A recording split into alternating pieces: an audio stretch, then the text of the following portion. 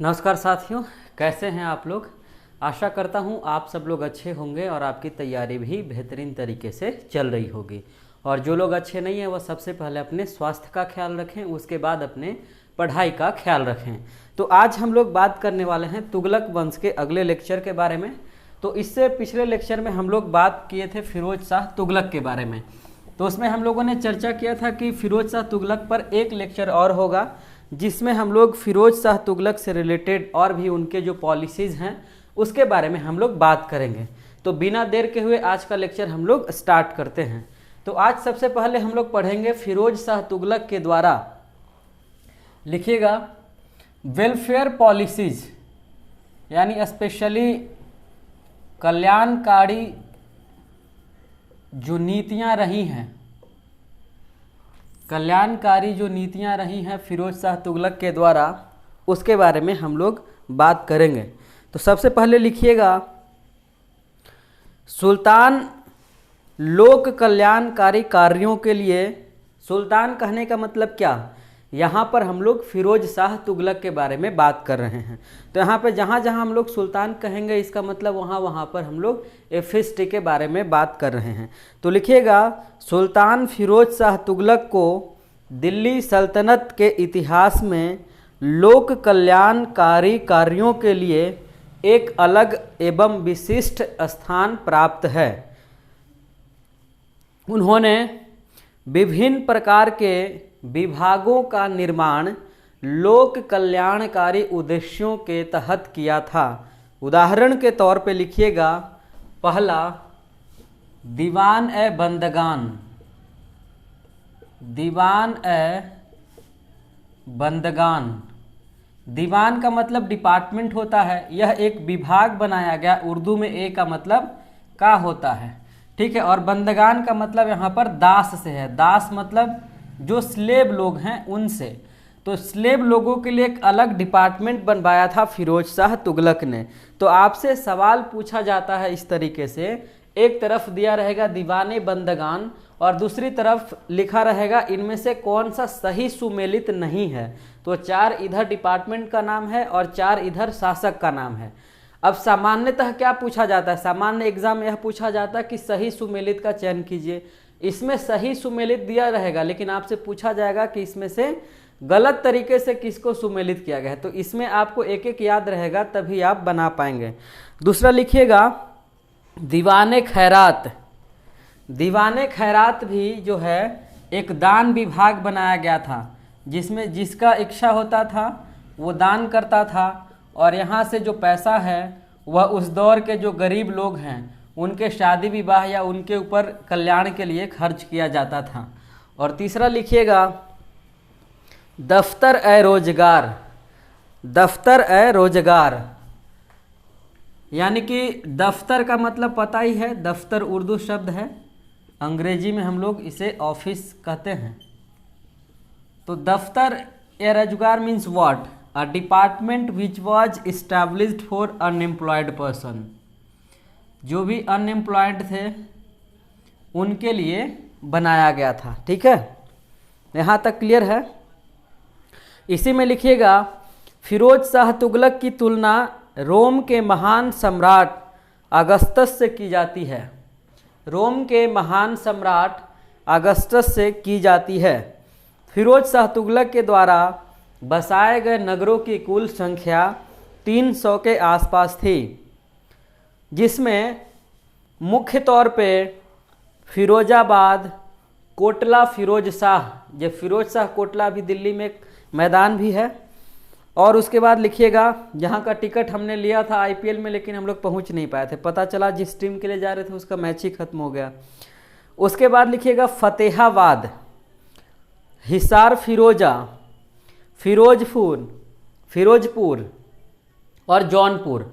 जौनपुर के बारे में तो आपको पता है, हमने बताया था कि मोहम्मद बिन तुगलक जो कि इसका चचेरा भाई है, उसकी याद में जब बंगाल अभियान पे गया था तो उस दौरान लौट रहा था, तो जौनपुर में जब रुका था वहीं पे प्लान भी किया था कि आगे हमको उड़ीसा पे आक्रमण करना है, जहाँ पे जाकर वो जगन्नाथपुरी मंदिर को लूटता है। तो वहीं पर रुककर जौनपुर में एक जौनपुर नामक शहर का स्थापना करता है, ठीक है, जूना खां के याद में। ठीक है। और जौनपुर में शर्की डायनेस्टी का फिर बहुत दिनों तक रूल चलता है, वो बाद की बात है।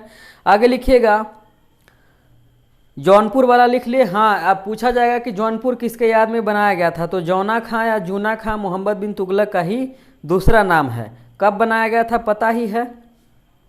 आगे लिखिएगा, बंगाल अभियान के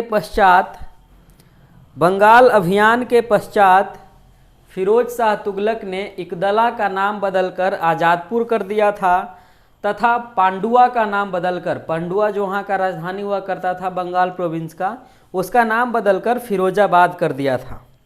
आगे लिखिएगा, फिरोज शाह तुगलक ने इल्तुतमिश के द्वारा बनाया हुआ हौज ए शमसी और अलाउद्दीन खिलजी के द्वारा बनाया गया हौज ए खास। जो दिल्ली में लोग रहते हैं उनको पता होगा, हौज खास एक मेट्रो स्टेशन है जहाँ से उतरकर जेएनयू के लिए या फिर वो आर.के. पुरम वगैरह के लिए गाड़ी मिलती है, राइट।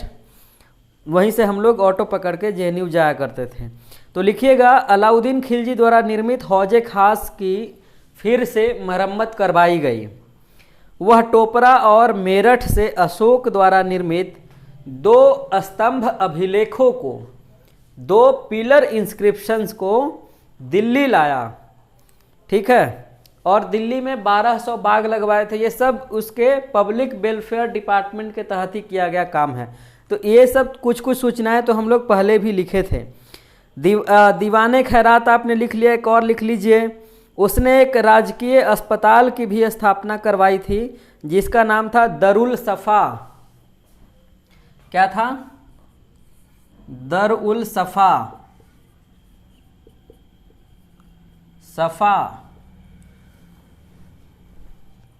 ठीक है, क्लियर है। सफ़ा ये नहीं होगा, ठीक है। चलिए, इसमें 1-2 पॉइंट यदि आप और लिखना चाहें तो लिख सकते हैं। फिरोज शाह तुगलक के दरबार में या उसका जो महल है या जहाँ पे वो रह रहा है उसके शासनकाल के दौरान 40,000 दास जो थे उसके साथ काम करते थे। और दास सुल्तान के साथ काम नहीं करते हैं, सुल्तान के अंदर काम करते हैं। साथ काम करना और अंदर काम करना 2 अलग अलग शब्द है और इसके अलग अलग मायने भी हैं। आगे लिखिएगा, इन्होंने 13 मदरसों की स्थापना करवाई थी।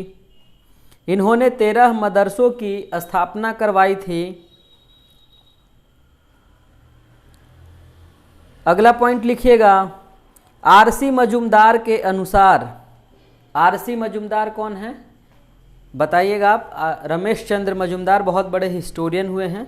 उनके अनुसार फिरोज शाह तुगलक इस दौर का, यानी कि दिल्ली सल्तनत के समय की बात हो रही है, तो इस युग का सबसे महान धर्मांध, यानी धर्म में अंधा व्यक्ति, धर्मांध तथा इस क्षेत्र में सिकंदर लोदी और औरंगजेब का अग्रज था।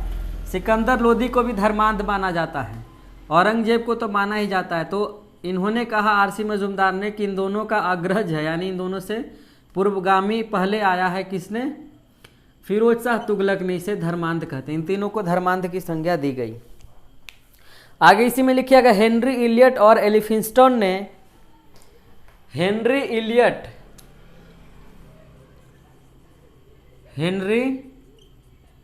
इलियट और एलिफिंस्टन, इन दोनों ने फिरोज शाह तुगलक का जो पीरियड है, टाइम है, टेन्योर है, उसे क्या कहा है? कहा है कि यह जो है आर्किटेक्ट के डेवलपमेंट के लिए, आर्किटेक्चर का जो डेवलपमेंट हुआ इस फील्ड में, उसके लिए गोल्डन पीरियड है, जैसे शाहजहां के पीरियड को बोला जाता है, ठीक है। इसके लिए स्पेशली कहा है कि यह जो है सल्तनत युग का अकबर है। कौन?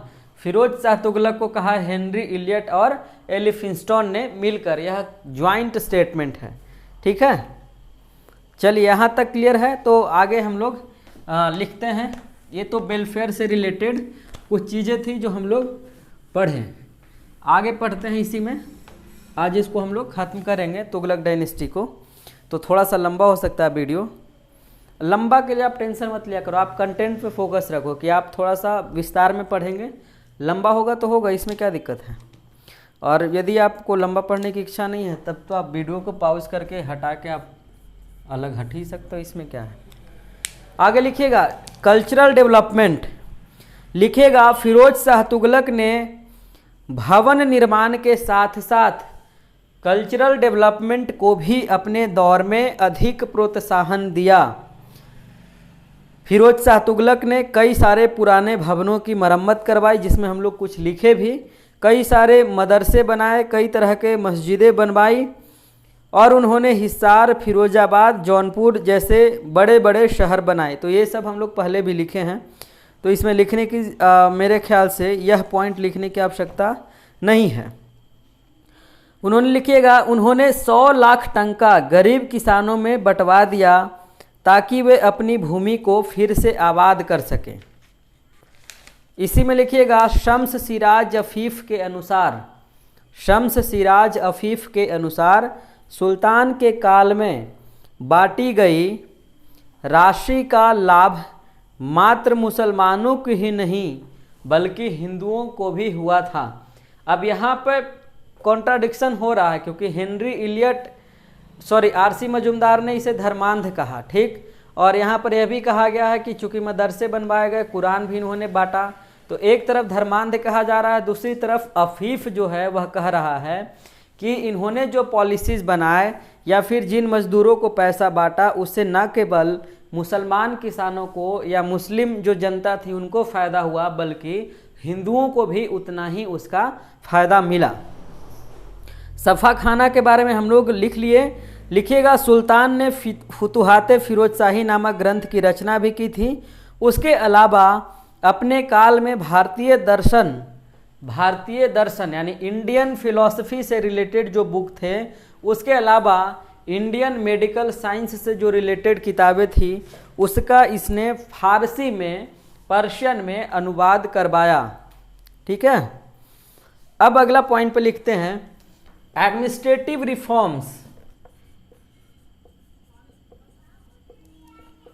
एडमिनिस्ट्रेटिव रिफॉर्म्स, प्रशासनिक सुधार जो किए गए हैं फिरोज शाह तुगलक के द्वारा, उसमें क्या क्या किया गया उसको आप लिख सकते हैं। जैसे पहला जो है ऋण पंजिकाओं को समाप्त कर दिया गया। लोन से रिलेटेड जो पेपर थे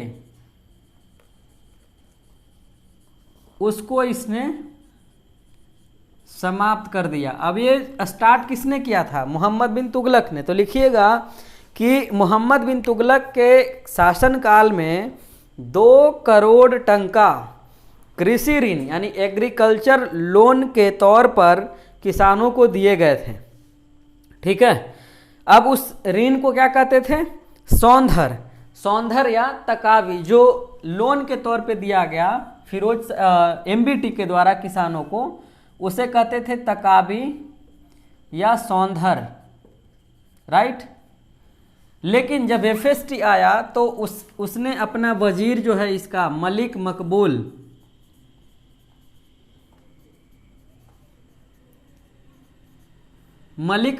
से डिस्कशन किया, और डिस्कशन के बाद इसने क्या किया, ये जितने भी लोन वाले पेपर्स थे उसको क्या कर दिया? समाप्त कर दिया और सारे के सारे लोन माफ़ कर दिए। तो एक तो यह बड़ा सा लोचा था जिसको समाप्त किया गया। और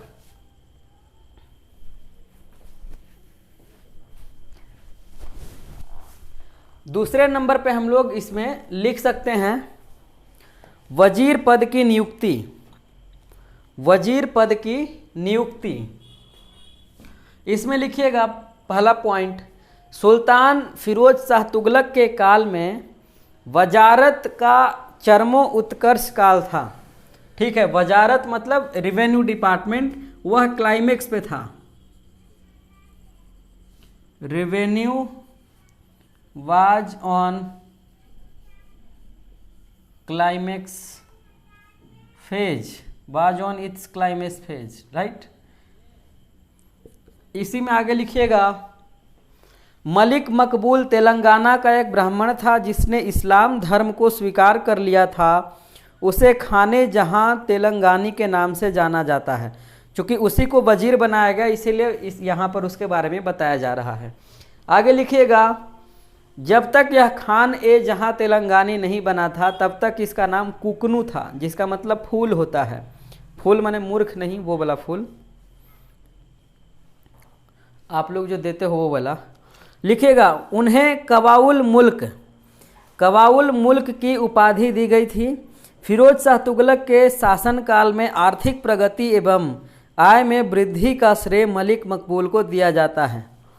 ये इस समय जब मैं फिरोज शाह तुगलक का क्लास हो रहा था तो शायद मैं अपने क्लास में उस समय मैं पहुंचता नहीं था टाइम पे, मैं कहीं छुट्टी पे था, तो मेरा नोट्स ही छूट गया था। उसके बाद में मेरी फ्रेंड ने लिखी इसमें, और इसमें इतना ज़्यादा एरर है, मतलब वजीर कैसे लिखना है वो थोड़ा सा एरर है, राइट। तो उसको थोड़ा सा ज़्यादा हमको देख करके एक बार बताना पड़ता है।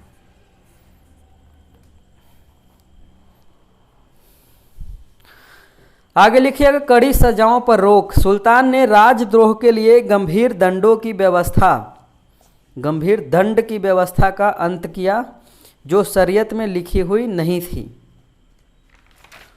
चलो ये तो अच्छी बात है, हम लोग एक आर्थिक सुधार पढ़ लिए। इसमें एक पॉइंट और लिख लीजिएगा आप कि फिरोज शाह तुगलक बहराइच में, उत्तर प्रदेश में बहराइच है, तो बहराइच में स्थित सैयद सालार मसूद के जो मकबरा है वहाँ पर मज़ार पर गए थे, और वहाँ जाने के बाद उनका दिमाग खुला कि अब जितना जो टैक्स लग रहा है, 24 टाइप्स का जो टैक्स लग रहा था FST से पहले, उन सभी को माफ़ कर देते हैं। और जो मूल तौर पे 4 इस्लामिक टैक्स थे, जो जजिया, ज़कात, खराज और खुम्स, उसको हम लोग इम्प्लीमेंट करते हैं, और ब्राह्मणों से भी टैक्स लेना इन्होंने शुरू किया। राइट, यहाँ तक क्लियर है। आगे लिखिएगा, इसी में अब आपसे यह सवाल पूछा जाए कि किसके मज़ार के दर्शन के बाद फिरोज शाह तुगलक ने इतने सारे करों को माफ़ करने का फैसला लिया, तो आप कहेंगे सैयद सालार मसूद। इसी में से अलग अलग तरीके से सवाल उत्पन्न हो सकते हैं कि सैयद सालार मसूद का मज़ार कहाँ पर है, राइट, या कौन वैसा सुल्तान था जिसने सैयद सालार मसूद का मज़ार दर्शन के पश्चात दिल्ली सल्तनत में अपने शासनकाल से पूर्व से चलते आ रहे करों को माफ़ कर दिया। तो वो फिरोज शाह तुगलक। आप अपने हिसाब से सोचो कि कितने तरीके से क्वेश्चन को जनरेट किया जा सकता है, क्रिएट किया जा सकता है, राइट। लिखिएगा आगे और लिखिएगा, सुल्तान फिरोज शाह तुगलक दिल्ली सल्तनत का पहला ऐसा सुल्तान है जिसने राज्य का इकोनॉमिकल डेटा पहली बार तैयार करवाया है। आगे लिखिएगा, इसमें अगला जागीरदारी प्रथा। सुल्तान फिरोज शाह तुगलक ने जागीरदारी प्रथा को रोकने की शुरुआत की और सैनिक पदाधिकारियों को जागीर के रूप में एक साथ कैसे हो सकता है, जागीरदारी प्रथा की रोकने की शुरुआत नहीं की, इसने जागीरदारी प्रथा की दरअसल शुरुआत ही की है। क्योंकि अब सेना को ये क्या कर रहे हैं कि डायरेक्ट वेतन नहीं दे करके उनको जागीर के रूप में पेंशन दे रहे हैं, तो धीरे धीरे सेना का जो बड़ा बड़ा अधिकारी है वो जागीरदार बन जाएंगे, तो जागीरदारी प्रथा तो ऐसे ही चलने लगेगा, राइट। लिखिएगा आगे, सैनिकों के पदों को वंशानुगत बनाकर उसकी योग्यता की जांच करने की प्रथा को समाप्त कर दिया। तो एक गलत स्टेप था, ठीक। इस लिखे आगे लिखिएगा, तारीख़ फिरोज शाही में जियाउद्दीन बर्नी ने लिखा है कि सुल्तान ने सैनिकों के विषय में कहा है कि सर्वशक्तिमान अल्लाह जब अपने सैनिकों की जीविका वृद्धावस्था के कारण नहीं लेता है तो खुदा का बंदा होते हुए भला मैं अपने वृद्ध सैनिकों को कैसे उसके पद से हटा सकता हूँ। ये इन्वर्टेड कॉमा में हूबहू पूछा जाएगा एग्जाम में। आगे लिखिएगा, सुल्तान ने इतलाक प्रथा ब्रैकेट में हुंडी की शुरुआत की। हुंडी क्या है? हुंडी एक तरीके का पेपर है। जैसे मान लीजिए कि मैं आपको कोई पेपर जो है अपने चैनल का दूं और उस पेपर जो है कोड वर्ड है आप लेकर आओगे मुझे, तो मैं आपको पैसा नहीं दूंगा। लेकिन यहाँ पर हुंडी उसी तरीके का था जैसे आप इसको पेपर को लेकर आता था मिलिट्री का कोई भी ऑफिसर FST के पास, राइट, FST के पास डायरेक्ट नहीं, जो रेवेन्यू डिपार्टमेंट का हेड है वहाँ पर। तो यह हुंडी को देखकर इनको पेमेंट किया करते थे, राइट। तो हुंडी के बगैर पेमेंट नहीं। आगे लिखिएगा, इतलाक या नियुक्ति पत्र देकर जब कोई सैनिक लगान वसूल कर रहे अधिकारियों के पास जाता था तो उसे केवल 50% लगान मिलता था, बाकी का 50% सरकारी खर्चे के लिए छोड़ दिया जाता था। फिरोज शाह तुगलक ने एडमिनिस्ट्रेशन में घूसखोरी को स्वयं प्रोत्साहित किया। इस बारे में अफीफ ने लिखा है कि सुल्तान ने, फिरोज शाह तुगलक ने एक घुड़सवार को अपने खजाने से एक टंका दिया ताकि रिश्वत देकर वह दीवाने अर्ज से अपने घोड़े को वापस करवा सके, घोड़े को पास करवा सके, वापस नहीं। होता यह था कि जितने लोग थे उनको कहा जाता था कि आपके पास घोड़ा वगैरह संसाधन है तो आप लेकर के आइए। उसके बाद यहाँ पर एक व्यवस्था थी जहाँ पे घोड़ा को मापा जाता था, मतलब घोड़ा का जांच किया जाता था कि ठीक है युद्ध के लिए है कि नहीं तैयार। यदि यहाँ पर पास हो गया देन उसको दीवाने अर्ज जो विभाग है उसमें उसको शामिल कर लिया जाता था और इसको सेना के पोस्ट पे दिया जाता था, सेना का पोस्ट दे दिया। लेकिन फिरोज शाह तुगलक ने कई ऐसे लोगों को क्या किया कि जिनका घोड़ा पास नहीं हो रहा था इस एग्ज़ाम को, तो उन्हें यहाँ पर कुछ पैसा दिया कि आप यहाँ पर ऑफिसर को पैसा दे दो, देन आपका घोड़ा पास हो जाएगा, राइट। यह बात मैं नहीं कह रहा हूँ, यह बात शम्स सिराज अफीफ कर रहे हैं। तो एक तरीके का क्या है, ये तो ब्राइबरी है ना, एक तरीके का ब्राइब दे रहे हैं आप, घूसखोरी, घूस दे रहे हैं, राइट। तो ये इसका लूप होल है, हर किसी का लूप होल होता है, आपका भी होगा। आगे लिखिएगा, फिरोज शाह तुगलक का शासनकाल मध्यकालीन भारत में भ्रष्ट शासन के रूप में जाना जाता है। यह एक अलग पॉइंट है। एक तरफ वेलफेयर का कार्य इतना किया, दूसरी तरफ देखो एडमिनिस्ट्रेटिव रिफॉर्म्स में इस तरीके का लूप होल है। इसलिए अब यह कहा जा रहा है कि यह जो है सबसे ज़्यादा भ्रष्ट शासन रहा है फिरोज शाह तुगलक के समय में। आगे लिखिएगा, खुतबे की प्रथा में भी परिवर्तन इसने करवाया। लिखिएगा, सुल्तान फिरोज शाह तुगलक से पहले केवल शासक सुल्तानों का नाम ही खुतबा में अंकित होता था, ठीक है। लेकिन सुल्तान फिरोज शाह तुगलक ने पूर्व के सुल्तानों का नाम भी, ठीक है, पहले क्या होता था कि जो सिक्के पे खुतबा जो अंकित किया जाता था, इसमें जो वर्तमान सुल्तान रहते थे उनका ही नाम होता था। लेकिन एफएसटी ने एक नया सिस्टम शुरू किया और इसने कहा कि नहीं, हमसे पूर्वज जो पहले रहे हैं उनका भी खुतबा में नाम शामिल होना चाहिए, ठीक। तो एक अलग इनिशिएटिव था, अच्छा इनिशिएटिव था कि चलो एंसेस्टर लोगों का थोड़ा सम्मान हो जाएगा। यहाँ तक क्लियर है। आगे लिखिएगा, इसने खुतबे में सल्तनत का पहला शासक कुतुबुद्दीन ऐबक का नाम शामिल नहीं है। अब खुतबा तो गढ़वाया यहाँ पर सिक्कों पर, लेकिन इसमें कुतुबुद्दीन ऐबक का नाम शामिल नहीं है। बाकी फिरोज शाह तुगलक से पहले लगभग जितने लोग आए उनका नाम यहाँ पर शामिल है। कोई दिक्कत? बाकी ये सब कुछ हो गया, प्रमुख विभाग वगैरह हम लोग पढ़ लिए। दीवाने इसहाक एक लिख लीजिएगा, यह पेंशन विभाग बनवाया था फिरोज शाह तुगलक ने। यह वृद्ध लोग जो थे उस समय के, ओल्ड लोग जो थे, सीनियर सिटीजन्स, उनके सोशल सिक्योरिटी के लिए बनवाया था, ठीक है। बाकी नहर वगैरह के बारे में हमने पढ़ लिया है।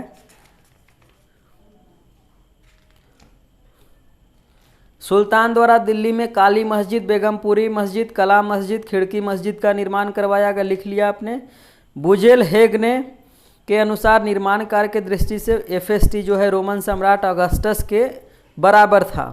हाँ, आगे लिखिएगा, कुछ इंपॉर्टेंट पॉइंट्स है जिसको हम लोग देखते हैं। यहाँ पर कुछ कारखानों की स्थापना करवाई गई थी।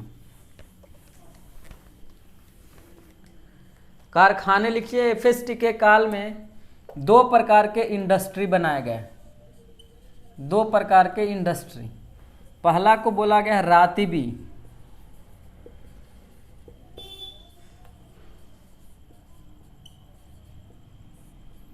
और दूसरा गैर रातिबी।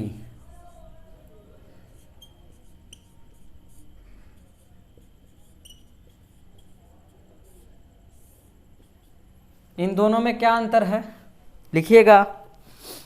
रात्रि कारखानों में मनुष्य तथा जानवरों के लिए प्रतिदिन भोजन की व्यवस्था रहती थी।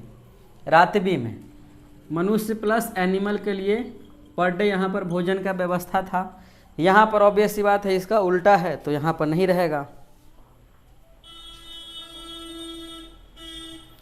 हाँ, गैर रात्रि में लिख लीजिएगा, इस कारखाने में ह्यूमन मैन्युफैक्चरिंग के द्वारा, ठीक है, मैन्युफैक्चरिंग के द्वारा जो भी प्रोडक्ट बनाया जाता था उसका यहीं पर उत्पादन होता था। कहाँ पर? गैर रात्रि कारखानों में। इसमें लिख लीजिएगा, फिरोज शाह तुगलक के काल में 36 शाही कारखाने थे, जिसमें से कुछ प्रमुख जो हैं इस प्रकार से हैं। पहला लिखिएगा जैसे है रकाब खाना। रकाब खाना में लिखिएगा घोड़ा का साज सज्जा से संबंधित सामान। दूसरा लिखिएगा फर्रास खाना। इसमें लिखिएगा कालीन निर्माण। कालीन भैया जो मिर्जापुर वाले सीलियर वाला, सीलियर बोल रहा हूँ, सीरियल, राइट। कालीन निर्माण का कार्य यहाँ पर। और तीसरे नंबर पे लिखिएगा जमादार खाना।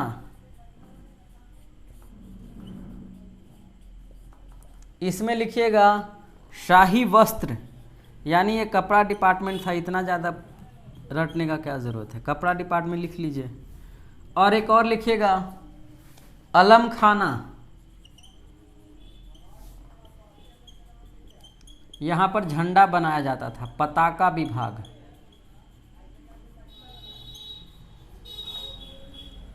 कोई दिक्कत? यहाँ तक कोई दिक्कत नहीं होना चाहिए। शम्स सिराज अफीफ यह भी कहता है कि इस समय मदिरा विभाग भी था, दारू वारू का भी व्यवस्था था, आप लोग वाला भी व्यवस्था था। हाँ, आगे लिखिएगा नोट करके, शम्स सिराज अफीफ और जियाउद्दीन बर्नी को, शम्स सिराज अफीफ और जियाउद्दीन बर्नी को फिरोज शाह तुगलक के दरबार में संरक्षण प्राप्त था। फिरोज शाह तुगलक के दरबार में संरक्षण प्राप्त था।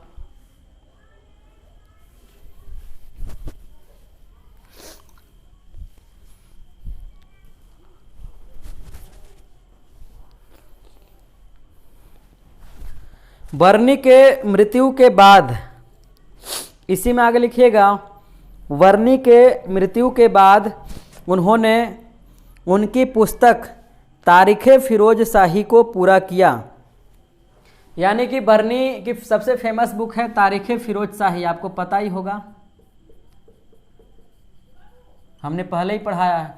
तो जब बर्नी मर गए तो इस बुक को आगे जो लास्ट वगैरह का जो चैप्टर है वह शम्स सिराज अफीफ ने कंप्लीट किया है। ठीक है, तो आप कंफ्यूज मत होना। इसमें आगे लिखिएगा फिरोज शाह तुगलक के समय समय सूचक यंत्र का निर्माण भी किया गया, जैसे ताश घड़ियाल का, जल घड़ी का, नवछत्र का और एक धूप घड़ी का, और साथ ही साथ एक जल घड़ी का निर्माण किया गया। ठीक है, दिल्ली में स्पेशली फिरोजाबाद दिल्ली में नवछत्र, घड़ियाल और एक धूप घड़ी और उसके साथ साथ एक जल घड़ी को फिरोज शाह तुगलक ने दिल्ली में लगवाया था।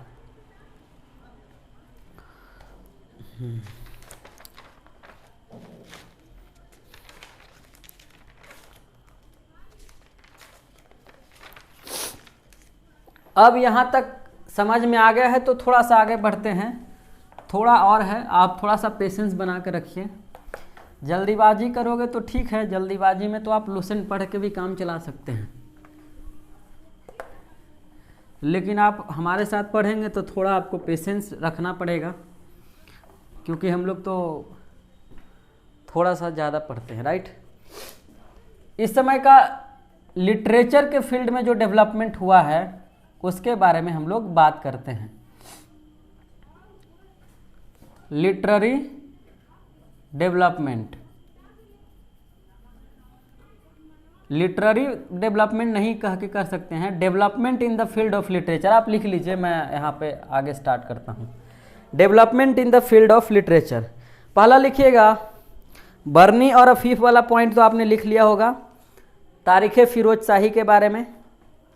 अगला पॉइंट लिखिए, शम्स सिराज अफीफ ने फिरोज शाह तुगलक का जीवनी लिखा था। फिरोज शाह तुगलक ने कई संस्कृत पुस्तकों का फारसी में अनुवाद करवाया। उसके बाद अगला पॉइंट लिखिएगा, संस्कृत से फारसी भाषा में अनुवादित सबसे महत्वपूर्ण ग्रंथ जो है वह दलायल फिरोज शाही है। क्या है? इसे पूछा भी गया है, दलायल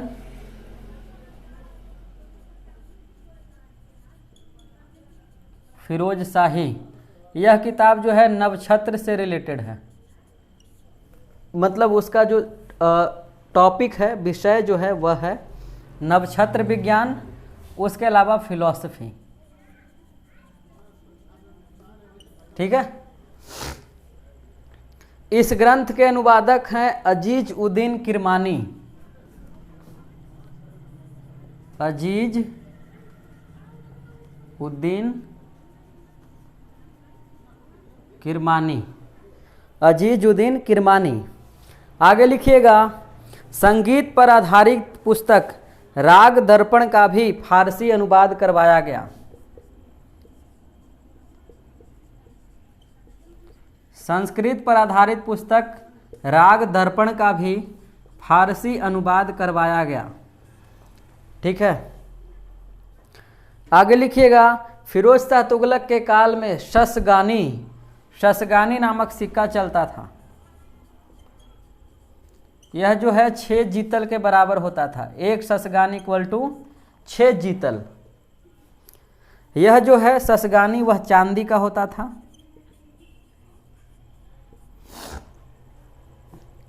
इसके अलावा अधा नामक सिक्का चलता था जो 50 पैसा,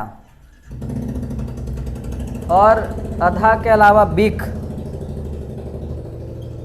बिक में लिख लीजिए 25 पैसा।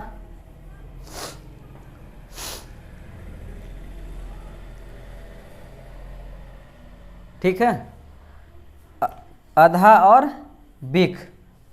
इसके अलावा लिखिएगा, सुल्तान ने अपने सिक्कों पर अपने नाम के साथ साथ अपने बेटे और उत्तराधिकारी, सुल्तान ने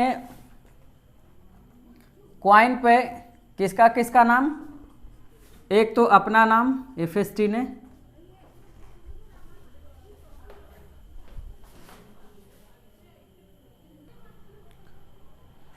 हाँ, अपना नाम के साथ साथ अपने उत्तराधिकारी का, जो इसका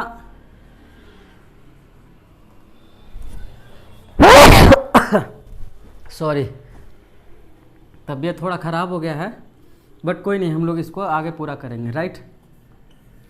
फिरोज शाह तुगलक ने अपने सिक्कों पर अपने नाम के साथ साथ अपने सक्सेसर का, और इसका सक्सेसर कौन है, फतह खां, और उसके अलावा अपना जो बेटा है उसका नाम अंकित करवाया। राइट। क्लियर है यहाँ तक? यहाँ तक क्लियर है तो आगे देखते हैं। इसके पहले इल्तुतमिश ने चांदी के सिक्के पर अपनी पुत्री रजिया सुल्तान का नाम अंकित करवाया था। राइट। थोड़ा सा रिलीजियस पॉलिसी लिख लीजिए। एफएसटी का जो रिलीजियस पॉलिसी रहा है उसमें से कुछ पॉइंट है, लिखिएगा। पहला, इस्लामी शरीयत के अनुसार भारत में शासन करने वाला वह मतलब फिरोज शाह तुगलक दिल्ली सल्तनत का पहला सुल्तान था। सुल्तान फिरोज शाह तुगलक अजोधन, जो कि पंजाब में है, के प्रमुख सूफी संत फरीद उद्दीन गंज ए शकर का अनुयायी था। 1374-75 में यह सैयद सालार मसूद के मज़ार पर जाता है बहराइच में। ये पहले हम लोग बात कर चुके हैं। ठीक है। आगे लिखिएगा, इस्लामी शरीयत का कठोरता से पालन करने की वजह कर ही उन्होंने सोने चांदी निर्मित बर्तनों को गलबा दिया था। अब इस्लामिक शरीयत का पालन जो है बहुत कड़ाई से करता था, इसीलिए जितने भी सोना से और चांदी से निर्मित जो बर्तन थे, यूटेंसिल्स, राइट, स्पेलिंग यही होना चाहिए ना, हाँ, यूटेंसिल्स जो थे गोल्ड एवं सिल्वर से जो बने हुए थे उसको गलवा दिया था, राइट, उसको मेल्ट करवा करके फेंकवा दिया। आगे लिखिएगा, रेशमी और जरी के वस्त्रों के उपयोग पर भी रोक लगा दिया था। जरी आप समझ में आता है आपको, जैसे ठंडा में आप देखोगे महिला लोग का, हमारे घर में भी सब लोग अपने घर में देख सकते हो, साड़ी वगैरह पे जो नीचे में इसको जड़ी गोटी कहते हैं, राइट, इस तरीके से। पता नहीं जो महिलाएं हैं उनको ज़्यादा समझ में आता है, लेकिन आप समझ गए ना सिंबॉलिक तौर पे, जड़ी गोटी वाला जो रिलेटेड है वो जितना भी साड़ी वगैरह था या कपड़ा वगैरह था या रेशमी वस्त्र था, उसको बोला कि अब ये सब जो है हमारे दरबार में नहीं चलेगा। आगे लिखिएगा, सुल्तान के काल में महदवियों का विरोध हुआ। दिल्ली के सुल्तानों में फिरोज शाह तुगलक ने पहली बार मुस्लिम औरतों को मज़ारों पर जाना जो है प्रतिबंधित कर दिया, क्योंकि शरीयत का पालन करता था कठोरता से। फिरोज शाह तुगलक ने शबे बारात का त्यौहार हर्ष उल्लास के साथ मनाया करता था। ठीक है, यहाँ तक क्लियर है? यहाँ तक क्लियर है तो हम लोग सैन्य अभियान पढ़ चुके हैं। बाकी इसमें मेरे ख्याल से कोई और पॉइंट नहीं है जिसके बारे में हम लोग चर्चा कर सकें, तो हम लोग थोड़ा सा चर्चा कर लेते हैं, क्योंकि उस पर चर्चा किए बगैर हम लोग दूसरे डायनेस्टी का हिस्ट्री शुरू कर दें, यह मज़ेदार बात नहीं होगी, यह बिल्कुल आपके साथ इनजस्टिस होगा, राइट। तो हम लोग थोड़ा सा पोस्ट एफएसटी जो पीरियड है, थोड़ा सा बड़ा है, बहुत बड़ा नहीं है, मतलब 2-3 पेज का, उतना तो कर ही सकते हैं ना बर्दाश्त। तो यहाँ पर अब हम लोग पढ़ेंगे कि फिरोज शाह तुगलक के जो सक्सेसर हुए हैं एफएसटी के बाद, तुगलक डायनेस्टी, राइट। तो आप लिख सकते हो Tughlaq dynasty after FST, Firoz Shah Tughlaq के बाद तुगलक वंश का इतिहास, ऐसा करके आप हेडिंग दे सकते हैं। तो इसके मरने के बाद इसका मृत्यु, अब चूंकि आपको पता है एफएसटी कब से कब रहा है, 1351 से 88 तक, यहाँ तक तो आपको पता होगा ही। देन इसके बाद जो बनता है शासक, उसका नाम लिखिएगा तुगलक शाह, उसका नाम है, क्या नाम है? तुगलक शाह। मैं हिंदी में बोल रहा हूँ, अंग्रेजी में लिख रहा हूँ, तो दोनों लोगों को परेशानी नहीं होना चाहिए, राइट। 1388 से 89, ठीक है। इसमें लिखिएगा पहला पॉइंट, फिरोज शाह तुगलक की मृत्यु के बाद उसका पुत्र फतह खां, उसका पुत्र फतह खां का पुत्र तुगलक शाह सितंबर 1388 में दिल्ली के सिंहासन पर बैठा। अगला पॉइंट, तुगलक शाह ने गयासुद्दीन तुगलक शाह द्वितीय की उपाधि धारण की। ठीक है, इसने अपने आप को एक जो है इंटाइटलमेंट, ये कहा कि भाई हम जीएसटी सेकंड हैं, जीएसटी ये वाला मोदी जी वाला नहीं, गयासुद्दीन तुगलक सेकंड अपने आप को कहा, राइट। आगे लिखिएगा, उसकी विलासी प्रवृत्ति के कारण उससे असंतुष्ट सरदारों ने उसकी हत्या कर दी। किसकी विलासी प्रवृत्ति? फिरोज शाह तुगलक, सॉरी तुगलक शाह की, यानी गयासुद्दीन तुगलक द्वितीय की। अब फ्री में जिसको आराम से बैठल बैठाल सब कुछ मिल जाता है तो वो तो विलासी होगा ना, ऐसे सभी लोग नहीं होते, लेकिन सामान्यतः इसका जनरलाइजेशन हम लोग नहीं कर सकते। विलासी प्रवृत्ति के कारण इसकी हत्या कर दी गई, और उसके बाद फिरोज शाह तुगलक का जो पोता है जफर खां, उसका पुत्र को अबू बकर को फरवरी 1389 में दिल्ली की गद्दी पे बैठाया गया। तो आगे लिख लीजिए अबू बकर। और अबू बकर से कुछ याद आ रहा है आपको? 4 खलीफा थे, जिसमें पहले वही थे अबू, उमर, उस्मान, अली, याद है? अबू बकर, ये सेम नाम था। अबू बकर लिखिए 1389 से 90। ये सब लुलुआ पुचुआ है, ज़्यादा दिन तक नहीं चलेगा, 1-1 साल का तो मामला ही है, ख़त्म, एक पॉइंट में ख़त्म। लिखिएगा अप्रैल 1389 में शहजादा मोहम्मद ने अपने को सुल्तान घोषित कर दिल्ली पर आक्रमण किया और वह अबू बकर को अपदस्थ कर अगस्त 1390 में दिल्ली का सुल्तान बन गया। तो इसको बनाया लोगों ने और फिर किसी ने आकर इसे कूट भी दिया। जो कूट दिया उसका नाम लिख लीजिए। जो आकर यहाँ पर फिर से आक्रमण कर लिया उसका नाम है शहजादा मोहम्मद।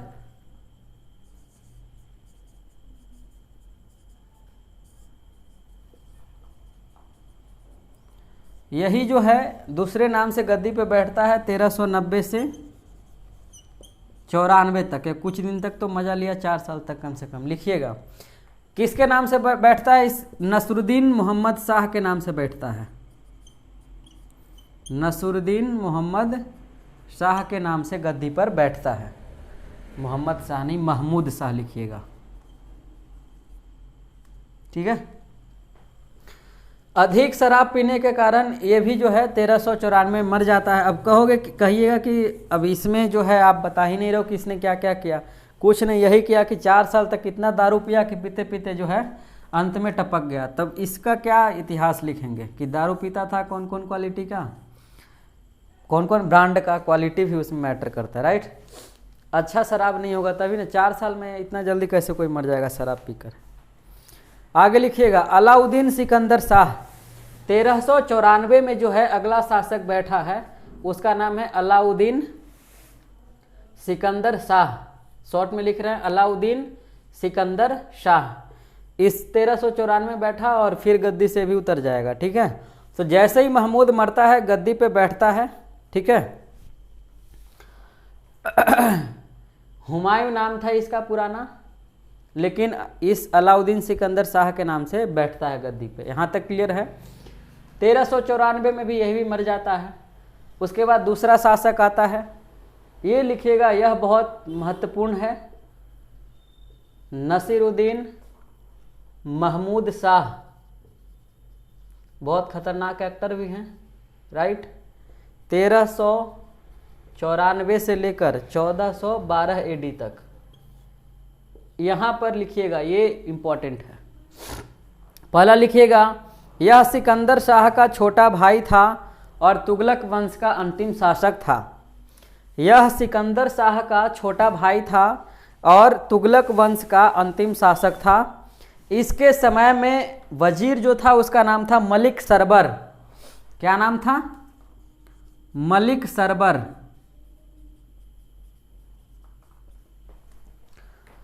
आगे लिखिएगा, मलिक सरबर को मलिक उस सर्क की उपाधि दी गई थी जिसका मतलब होता है पूर्व का स्वामी, और इसको उपाधि देकर जौनपुर का इसे हेड बना दिया गया। तो जैसे ही हेड बनाया तो मलिक सरबर ने मलिक उस सर्क के नाम से, मलिक उस शर्क के नाम से शर्की वंश की, कौन से? शर्की वंश की स्थापना की। इसी का रिश्तेदार था जिसका नाम था मलिक उस सर्क। इसी ने जौनपुर में शर्की वंश बनाया। इससे पहले हम लोग पढ़े थे, बताया था मैंने। इसके अलावा दक्षिण भारत, खानदेश, बंगाल, बिहार, बुंदेलखंड दिल्ली सल्तनत के अधीनता से निकलकर स्वतंत्र हो गया। अब चूंकि यहाँ पर सेंटर जब कमज़ोर होगा तो जो स्टेट्स हैं वो कहीं ना कहीं हावी हो जाएंगे सेंटर पे, तो वो लोग अपना इंडिपेंडेंस मूवमेंट लड़ने लगेंगे। तो इसीलिए यही बात है कि यहाँ पर जो है दक्षिण भारत, खानदेश, बंगाल, बिहार, ये तमाम तरह के जो प्रोविंस हैं वह इंडिपेंडेंट हो गए, ठीक, राइट। यहाँ तक क्लियर है। तो आगे लिखिएगा, 1398 ईस्वी में तैमूरलंग ने आक्रमण किया भारत पे। आक्रमण करने के बाद जो है दिल्ली सल्तनत पे कब्जा किया, और जब आक्रमण किया तो दिल्ली सल्तनत का बादशाह उस समय कौन है? नसीरुद्दीन महमूद शाह, ठीक है। चलिए आगे लिखिएगा,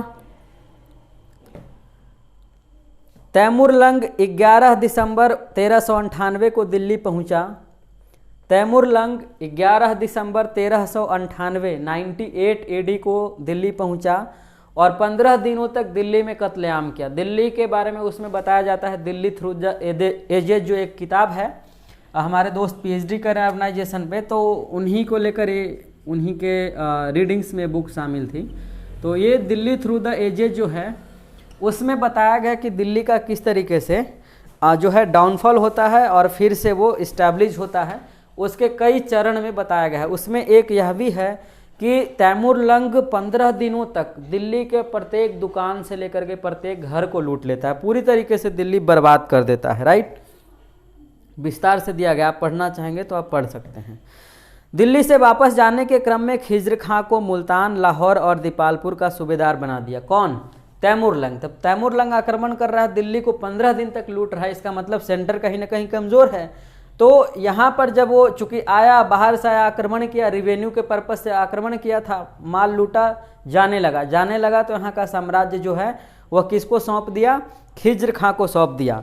और खिज्र खां कौन है? खिज्र खां जिसे तैमूर ने मुल्तान, लाहौर और दीपालपुर का सूबेदार बनाया। राइट, क्लियर है?